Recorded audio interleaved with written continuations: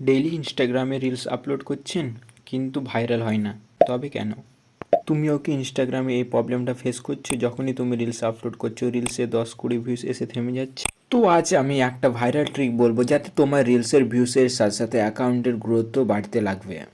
যদি তোমার রিলসে 1000 থেকে 5000 ভিউস গিয়ে ভিউস আসা বন্ধ হয়ে যায়, তাহলে তোমার ওই কন্টেন্টে দম নেই, কন্টেন্ট খারাপ আছে।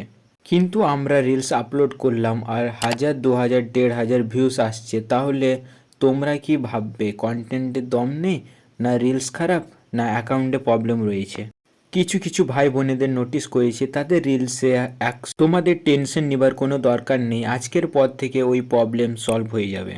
কিছু ভাই বোনেদের এই প্রবলেম আছে, তারা 3-4 মাস আগে রিলস আপলোড করেছিল, সেই রিলসগুলোতে 1000-এর উপরের ভিউস রয়েছে, কিন্তু রিসেন্টলি আপলোড করা রিলসগুলিতে 100-150 ভিউস আসছে।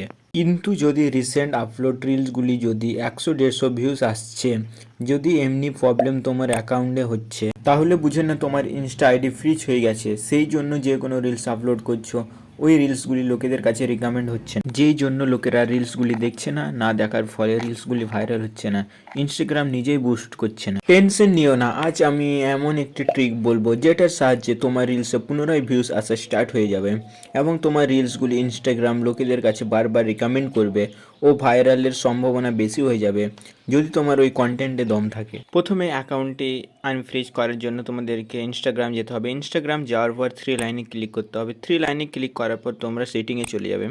সেটিংয়ে চলে যাওয়ার পর নিচের দিকে স্ক্রল করবেন, দেখবেন একটা হেল্প বলে একটা অপশান থাকবে, হেল্পে ক্লিক করবেন।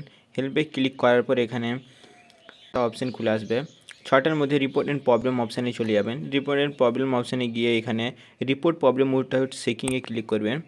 চেকিংয়ে ক্লিক করার পরে ইনক্লুড অ্যান্ড কন্টিনিউতে ক্লিক করবেন। ইনক্লুড কন্টিনিউতে ক্লিক করার পর এখানে আমি যে লেখাটি লিখছি আমি এখানে কমেন্ট বক্সে দিয়ে দেবো বা ডিসক্রিপশানে, ওখান থেকে কপি করে আপনি এখানে দিয়ে দিবেন। এখানে পেস্ট করার পর আপনাকে আর কিছু করতে হবে না। এখানে পেস্ট করার পর যে এখানে দেখবেন একটা ছবির মতন আসছে, ওটাকে আপনি ডিলিট করে দেবেন কাটা চিহ্নতে। ডিলিট করার পর আপনি এখানে ইনস্টাগ্রামকে সেন্ড করে দেবেন যে আমার অ্যাকাউন্টটা আনফ্রিজ করার জন্য। অ্যাকাউন্ট আনফ্রিজ হওয়ার পর যে রিলসগুলি আপলোড করবে সেই রিলসগুলি লোকের সামনে রিকমেন্ড করবে, সাজেস্ট করবে ও পুনরায় রিলসে ভিউস আসা ও ভাইরাল হওয়ার সম্ভাবনা বেশি হয়। যদি তোমার রিলসে 10-20 ভিউস আসে, তাহলে তোমাদেরকে রিপোর্ট করে অ্যাকাউন্টটাকে আনফ্রিজ করতে হবে। আনফ্রিজ হওয়ার পর রিলসে ভিউজ আসা স্টার্ট হয়ে যাবে।